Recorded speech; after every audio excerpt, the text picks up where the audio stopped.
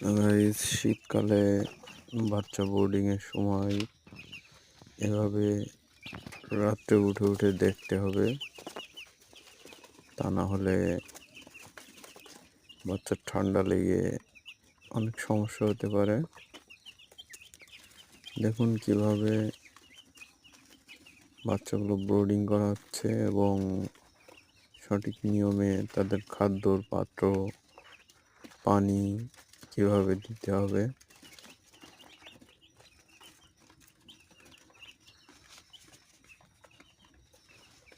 দেখুন 2 দিনের বাচ্চা আল্লাহর রহমতে অনেক সুস্থ আছে এবং আপনারা সাথে থাকুন, পেজটাকে সাবস্ক্রাইব করুন, বেল বাটনটি চেপে রাখুন।